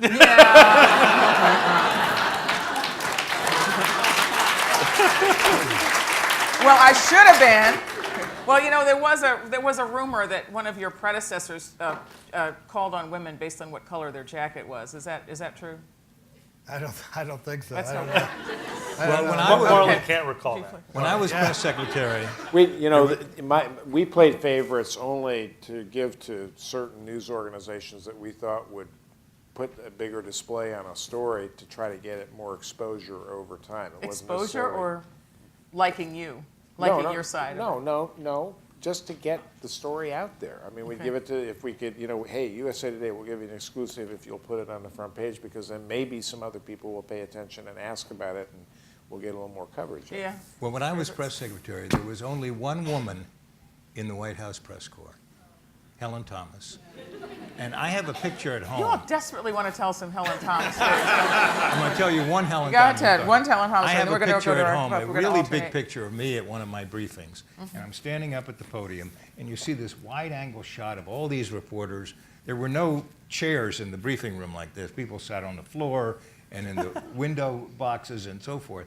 Anyhow, and Helen was always sitting right down in the front, you know. And I'd make whatever announcements I had and said, anybody got any questions? Or I would announce something that the president had done, and Helen would raise her hand and she said, well, Ron, do you agree with him on that? And my answer was always the same. Who gives a damn? I mean, I'm here to announce what the president has done and what the president is thinking and saying. And that's my job. She never thought you jumped the shark, huh? She never thought you were on that. Sir, and you know who we are, so we'd love to know who you are, if that's okay. I'm Jim Lowen. I wrote a book called Lies, my teacher told me. And you guys have said that you don't lie, and one of you even said you don't mislead. And yet I think that the American people feel often that they've been lied to. And I recently read an article that tried to analyze why conspiracy theories are so widely believed in America, such as the conspiracy theory about 9/11, that it was an inside job, or the Bush administration did it, or all kinds of them, and so on. And this article went on to point out, though, that oftentimes the people have been lied to, whether it was about what we did in Guatemala or what we did with the CIA giving people LSD, or more recently the NSA stuff. So I'm just wondering, does the emperor have any clothes? Surely you folks are in charge of some of this lying that American people feel that we've endured for the last really 100 years. You're wrong. That's not true. I mean, we don't go out and lie. Now, sometimes you're right. There are things that have happened that our government have done that nobody who is speaking on behalf of the president knows about. There are things But that we have were happened, told, for instance, there are things that have happened that our government has done that the president didn't know about. But I'm telling you that if people, there's an ethic here. And if there's things going on like that that are criminal or wrong or against our Constitution, I am pretty confident that the people on this stage would have alerted the American people or would have done something about it. So I just don't accept the premise. Well, it was certainly decades before we learned some of these things. Well, that's true. Sometimes it takes a long time to declassify information. My name is Mike Lucibella. My question is actually for Ron. I was wondering if, what was the hardest thing about transitioning from being a journalist to being a press secretary? And could you talk a little bit more about kind of the differences between being a member of the press and being, on the inside? Well, just as a simple sort of practical matter, I would, a White House car would pick me up at home at 7 o'clock in the morning, get to the office at 8 o'clock. You got a White House car? You got a car? Yeah. I was thinking, what the hell? When did that happen? I'm going to go there and ask the next question. Yeah. And he cut a better deal than we did. So I'd leave home at 7 o'clock, get to the White House at 8, eat breakfast there, start talking to my staff about, what do you think we're going to get asked today? And then everybody would farm out to get the answers, and then I'd have a meeting with the president at 10, and my briefing would be at 11. Then in the afternoon, reporters would wander in and out of my office with their own questions, and there were meetings that I attended and so forth, and I would usually get home at night about 8 o'clock. And I had a very young son then, and he would be asleep by the time I got home. He'd been asleep in the morning when I left, and he'd be asleep, and I would wake him up and play with him because that's the only time I would get to see him. So, that's a long day, but that was the way it worked. Mm-hmm. Robert, you had kids. About this car. Yeah, everybody wants to hear about this car. Everybody wants to hear about this car. Yeah. Well, one of the big differences between then and now is televised briefings. I mean, even when I was there, Marlin, you very rarely had televised briefings. My partner to the right And then, here is the... Yeah, Mike, what's up with that? What's up with the televised briefings? What made you make that decision, and do you regret it now? I had done televised briefings at the State Department. The State Department had been televised going all the way back to Harding Carter when he was the State Department spokesman back in the Iran-Contra, the Iran hostage crisis. And it seemed weird to me. They had this thing that maybe dated back to Marlin's time where they turned on the cameras for like the first 2 or 3 minutes and then turned the lights off. And it was, for me, was just disconcerting because I felt like I let down a little bit after they turned it off. And 2 people came to me. It wasn't about television. It was about radio. Peter Mayer and Mark Knoller, 2 of the finest reporters at the White House, both radio reporters. And they said, we are at a disadvantage here because our print colleagues can, use all the material they get from the briefing, but we don't get any raw material that we need for our broadcasts. We have to go out hour on the hour and report from the White House, and we need sound. We need your briefing. It needs to be available for electronic broadcasts. And I said, okay, well, we'll experiment. And so we kind of kept lengthening the amount of time that the briefing was available. I never asked permission for this, by the way. I just kind of did it. We kind of let it go a little bit longer every day. And finally, Mark Knoller came in. You guys know his funny voice. Mike, did you know that the entire briefing was televised last Friday? And I said, yeah, and if you ever make a big deal about it, it'll never happen again. and it worked fine for 3 years, 95, 96, 97. And then we got into the escapades with Monica Lewinsky, and I became a daytime soap opera. And how did you get away with never answering any questions about that? I never understood that. Because it was, very important. CNN was the only all-cable channel, and they weren't that interested in putting the briefing on. I mean, occasionally they would. If something, like when the Murrow building blew up in Oklahoma City or something, they would carry stuff live. But there just wasn't that much. The daily briefing was the raw ingredients of news reporting. We were out there giving our point of view. We were getting questions. We were answering questions. We were giving our take on the issues. But the reporters didn't think of it as a news event. It was just part of what went into reporting on the news. And then what happened was, because of the Monica stuff, it became its own separate theatrical event, and everyone has suffered since then. So it was a stupid thing for me to allow live coverage. I should have said, you can record it, you can use it in your later broadcasts, but nothing live, unless I grant permission, which was the way it worked at the State Department. At the State Department, if they want to carry the briefing live, they call what's called a filing break, and the spokesman has to grant permission. Marlin, how come you never, this gentleman's been waiting very patiently, so I don't want to keep him waiting, but Let me you just were do like one totally sentence against on it, this. as I recall. I want to rise to Mike's defense, or the other side of the issue, in one way that, well, I'm not sure whether it was good or bad in that sense, but I do know this. Mike was a perfect guy to do it first. He was handsome, he was young, he was articulate, he knew the government. And most importantly, at a time during that scandal or whatever it was, It was a scandal. when the government, I'm pretty sure of that. when the government was really having difficulties, and when the White House was difficulties, Mike was a stable face on the White House and the government during all that period. And I used to watch him, and I would say, you know, I don't know whether anybody back behind the scenes, what they're doing, or whether they're, you know, going to meetings when they shouldn't, or not going, or whatever, but good old Mike is there every day and doing the best he can. And it was a face that said, government is still operating, it's not easy, you know, impeachment is no fun for anybody, but we're moving ahead. And so I think that the television presence paid off in that instance. Now, since then, we haven't had, you know, quite the same kinds of situations. Although, I'm not willing to dismiss it entirely, because I think there are some circumstances where the television presence is important. But it makes it a lot different ballgame, and different for the reporters. I think it was the end of a lot of the print journalism power and influence in Washington. And we could examine all that at great length. But Okay, I see. It was a complicated thing. Sir?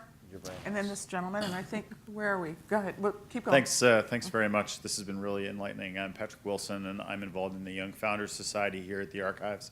And we'd love to have all of you join us in the Young Founders Society. But my question is actually about something that you haven't talked about yet. Mostly you've been talking about the transmit mode, right? What messages you're putting out. Almost all of you also served, as you've already alluded to, as internal advisors to the president about what the impact of the press will be on decision making. And I'm wondering if you can just add a little insight into when you have to tell the policy shop, we aren't doing that. That's a dumb idea. Press isn't going to like it. The dog isn't going to hunt. What are some of those times where, as a press advisor, you actually steered policy? Who would you like to answer that? Who would you like to hear from? I think for the panel, but it's Who wants to take who that? feels most compelled let to me- talk about where they've had impact. Let me start with this, because I build off a little of what Marlin just said. I do think, both for the briefing, whether it's televised or not, but the briefing does shake government into giving an answer, even when they might not want to. And you know every day, I didn't have breakfast at 8:15 at the White House. We were at a 7:30 meeting, but when we went into that, I'm kidding with you. But when we went into that 7:30 meeting, there were 10 of us probably in the Chief of Staff's office, and I was always the last one to go because they knew I always had a bunch of stuff. You know, you had a pretty good sense at 7:30 in the morning what your briefing was going to be like, what your day was going to be like. And, you know, you start the process there of making sure people understand, we read this in the newspaper today and we're going to have to say something on it. And we don't get to not say something on it because we're going out there. And I've been in meetings where people said, you know, well, we don't have a policy problem, we have a communications problem. Oh, okay. Tell me what to say and I'll fix your policy problem. You know? Or, you know you're going to say something, and I can't remember how many times somebody would say, well, it'd be good if you didn't get asked that question. Well, I agree, but just to be clear, you're not getting asked that question, I'm getting asked that question. And on more than a few occasions, you'd sit through a meeting and, nobody would come to a resolution and you'd say, guys, they've advised my briefing for 1:30. So we can do this one of two ways. Either somebody can stick around here and you guys can figure out what we're going to say, or tune in around 1:30 and I'll tell you what the policy is. Remarkable how quick the operation started working when they realized, the one thing the briefing really does is it forces you to have to go out there and talk about things, even if you don't want to talk about them, even if they're classified and they're hard to talk about. But we have a government that every day has to answer those questions. And it makes the machinery of government work better because those answers are forced. And even if it takes sometimes the press secretary saying, as I remember doing a lot, and I remember sometimes they'd walk guidance in and I would say, we're not saying that. That's crazy. You can't do that. And you would say, it's not going to work. This is what the story, you can't do that. And you'd go and you'd be 15 or 30 minutes late to the briefing because you'd walk back in and say, I know you don't want to answer this question, but that's not what we're going to say. And it helps the machinery sometimes when, when Mike would go out there, when any of us would go out there, the other guys, they don't have to go out there. Yeah. They tune in, they're like, I wonder how Mike's going to deal with that. And it helps, though, move that machinery in a way that you say, okay, it only works if we work together and we give an answer that's good and that's informative. Well, he makes a very good point about part of the job of being press secretary. I mean, clearly part of the job, or most of the job, is to represent the president and the White House to the press.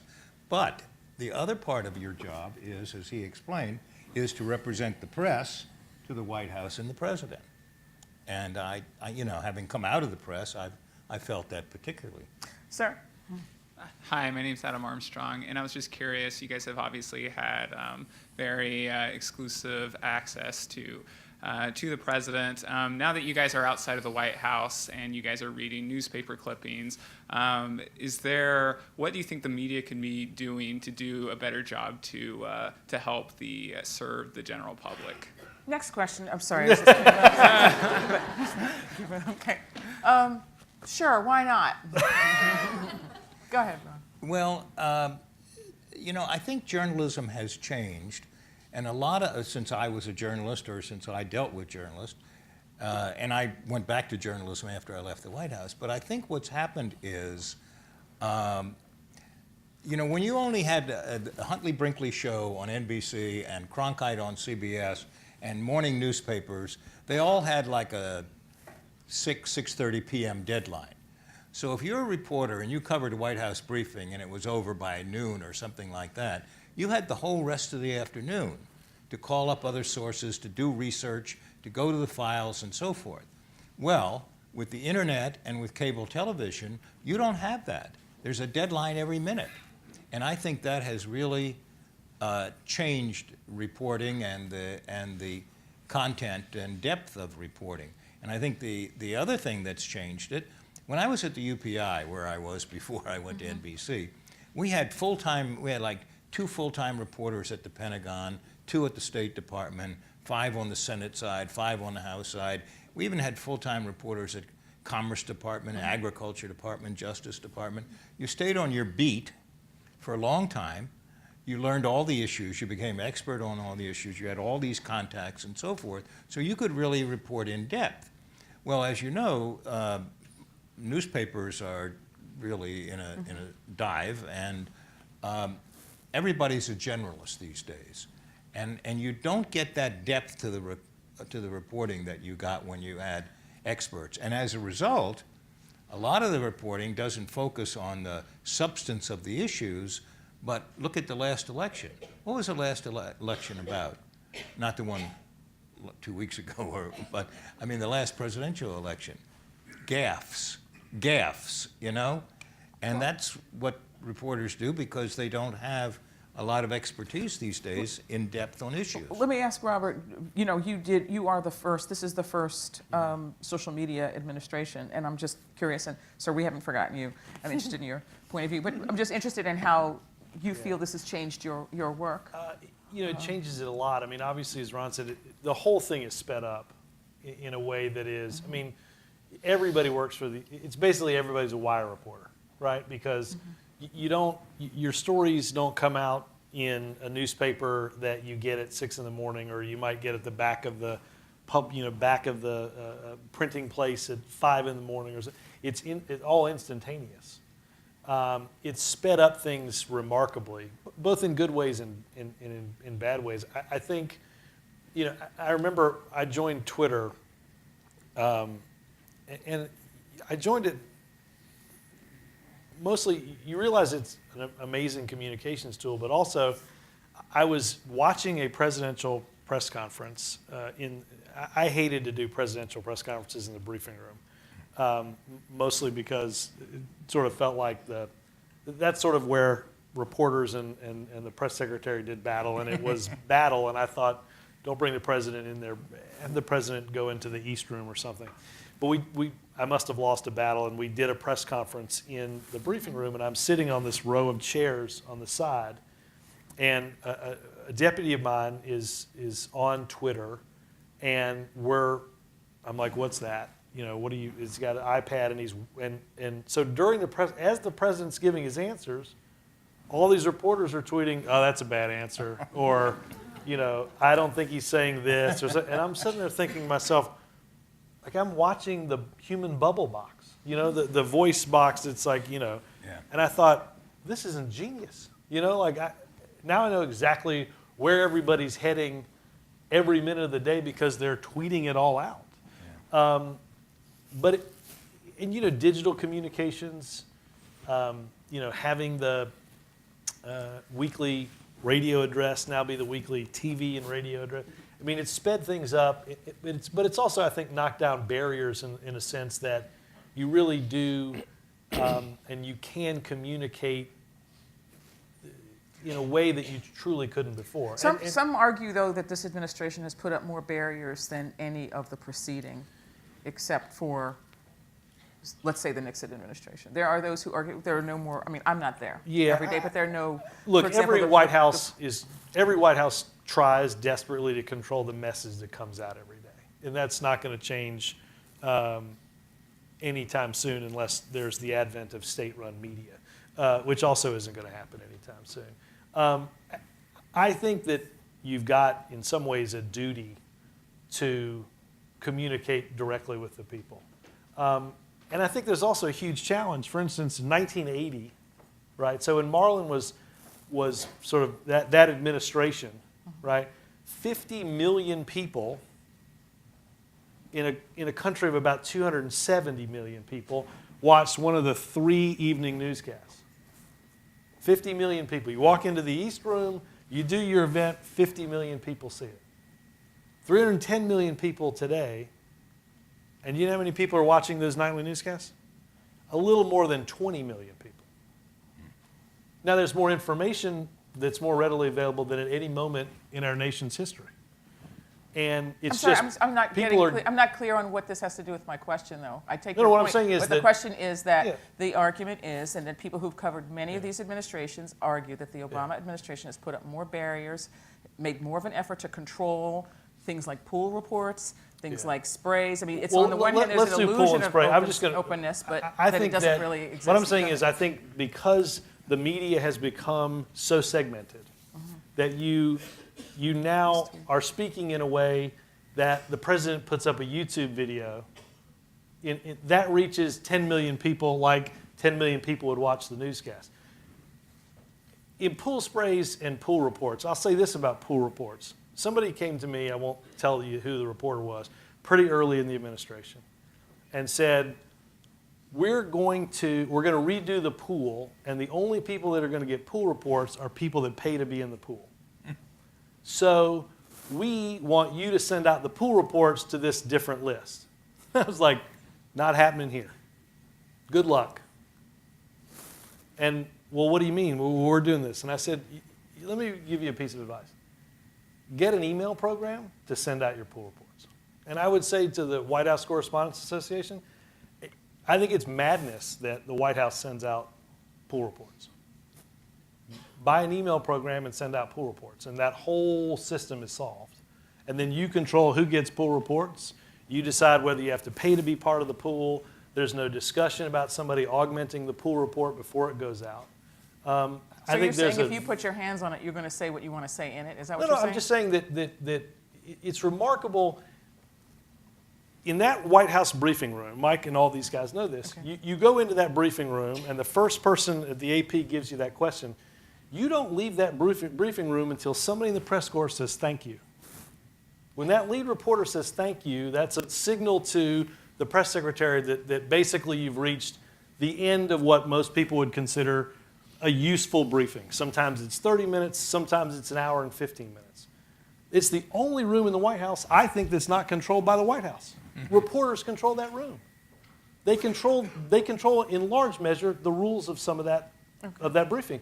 I just don't think that if you're distributing pool reports, I wouldn't depend on the White House to distribute those pool reports. But I think this thing about the White House editing pool reports is one of the most shocking things. I mean, as a former White House correspondent and as a press secretary, this is supposed to be 5 or 6 reporters who represent the whole press corps because they all can't get into an event.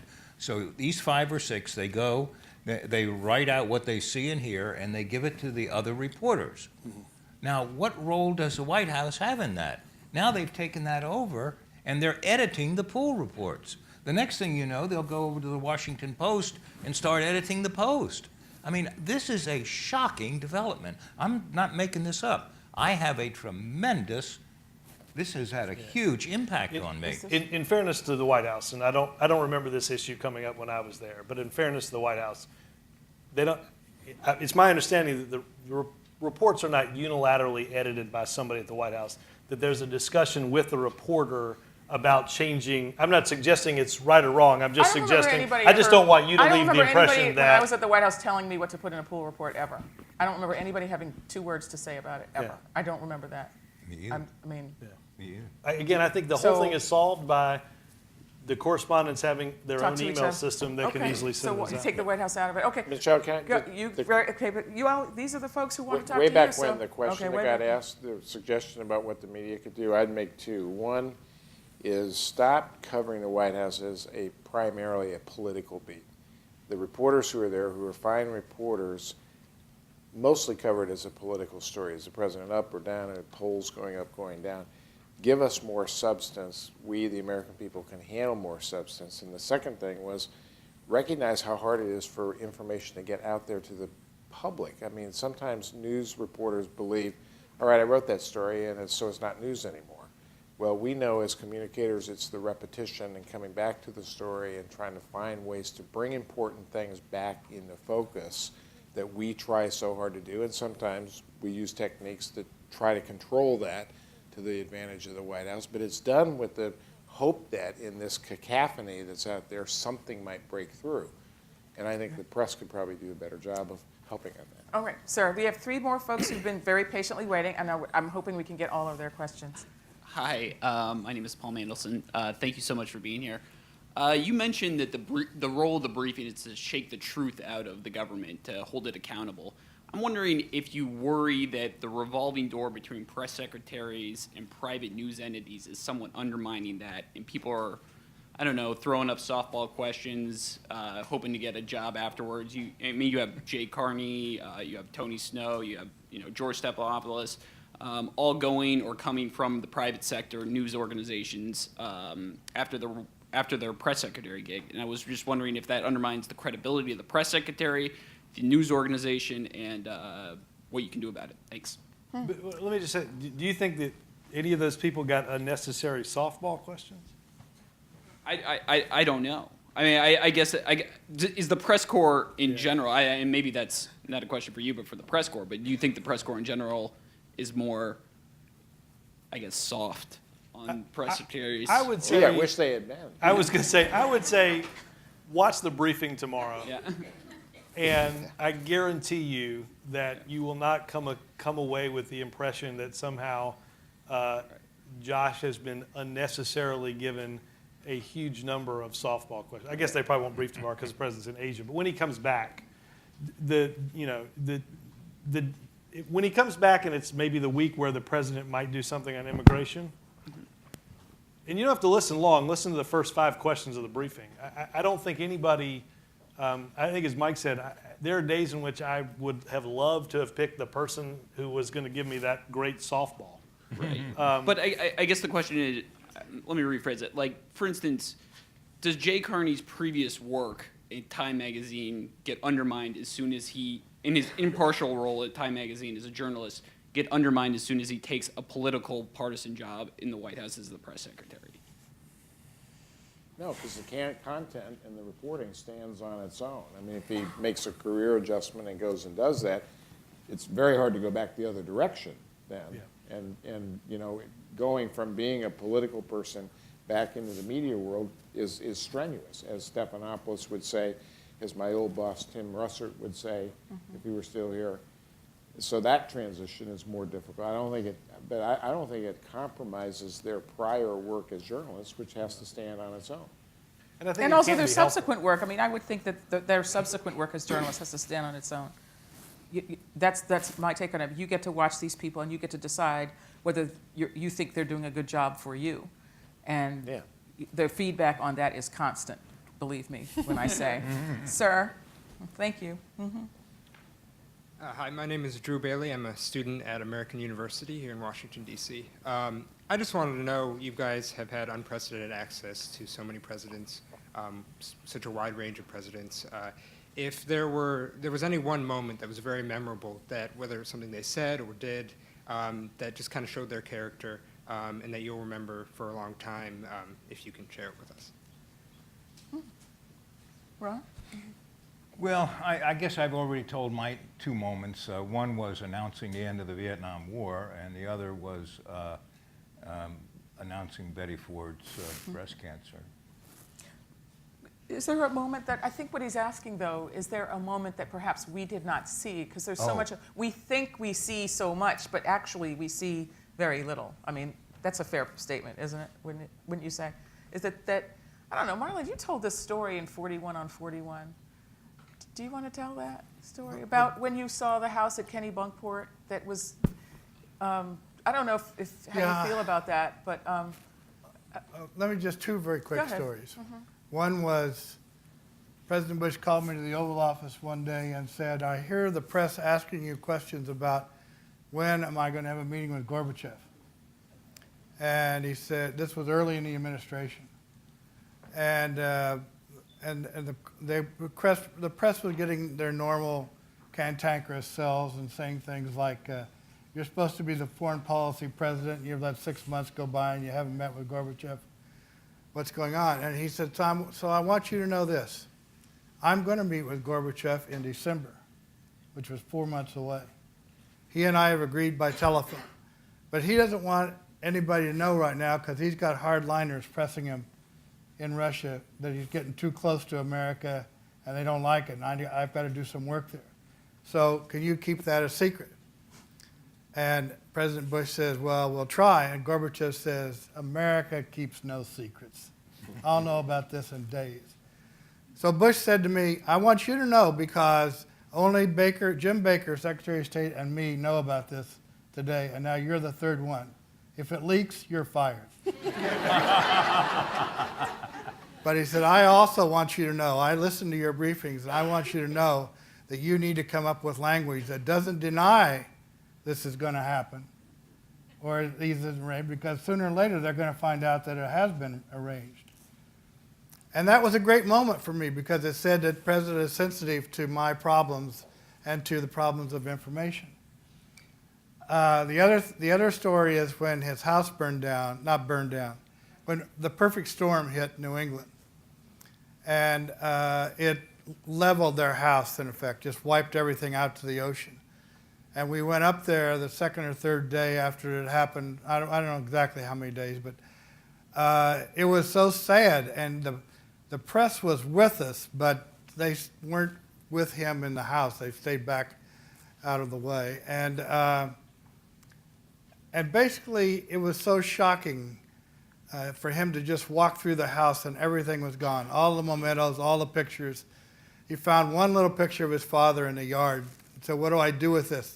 and our photographer said, "Let me have it, I'll try and save it." And that was it.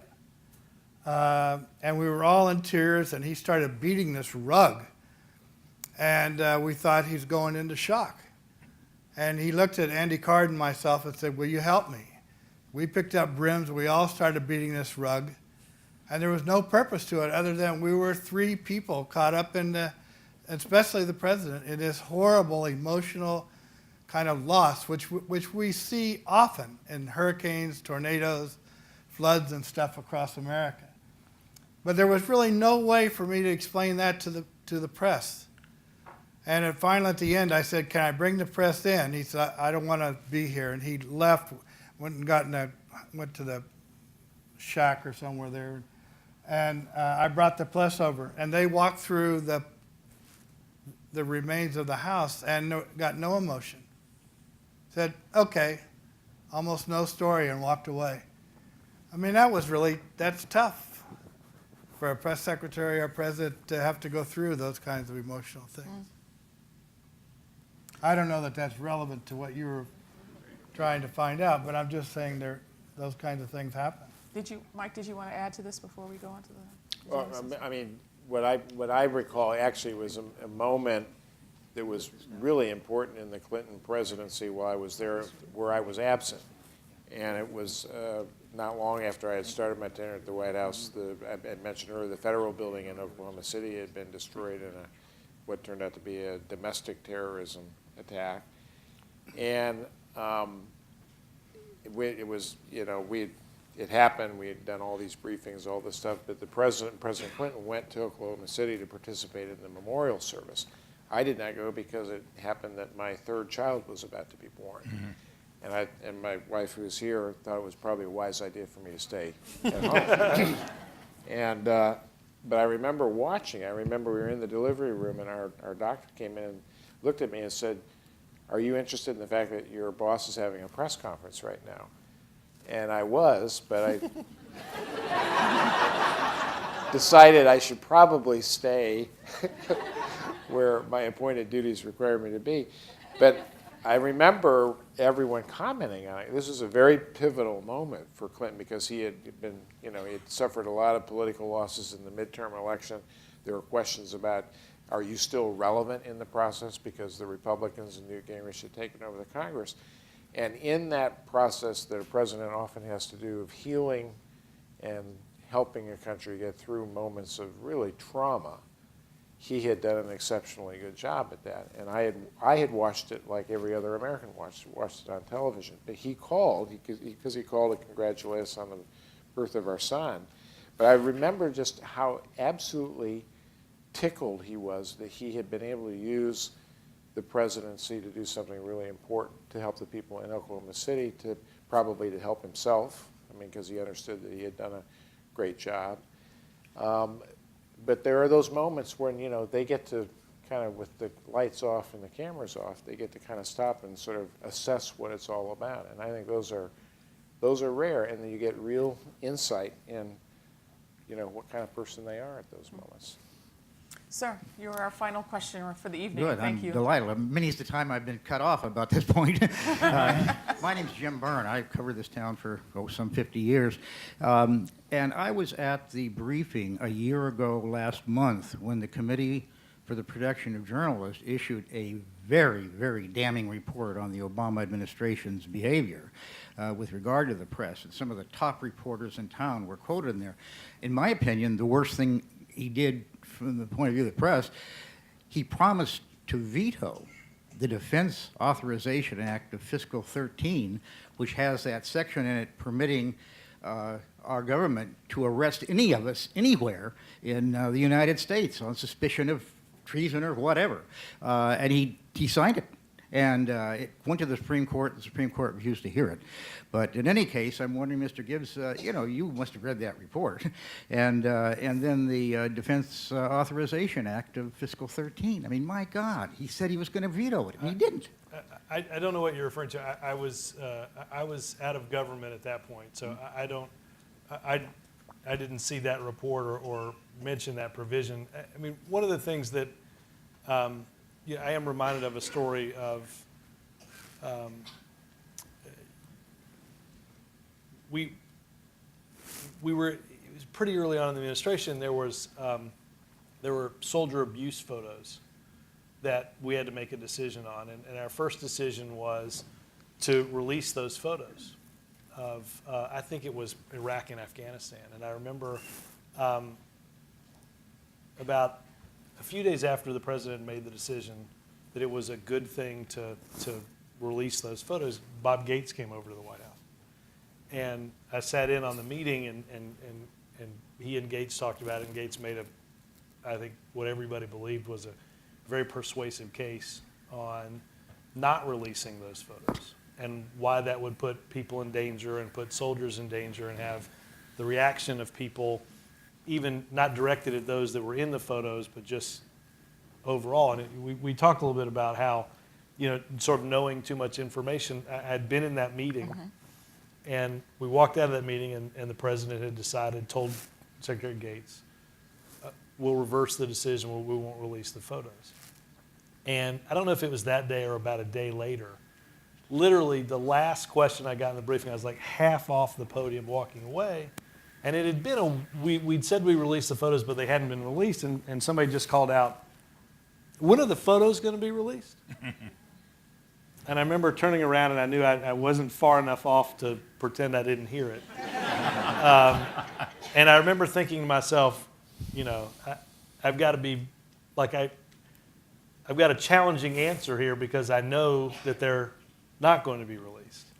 And I know, I've seen the meeting, I've seen the discussion, I know why. And I was very reminded of telling the truth slowly. I gave an answer that led everyone to understand we were about to make a very different decision.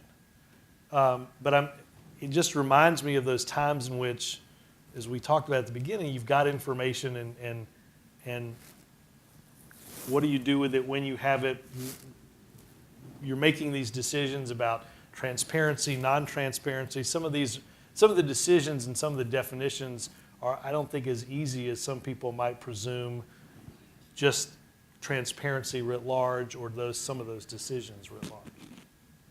Well, thank you. I don't know that this gentleman is satisfied with that answer. But I think that read the report, so. But we didn't talk so many things we could have talked about, including Ron Nessen, the fact that you were the first political figure to appear on Saturday Night Live.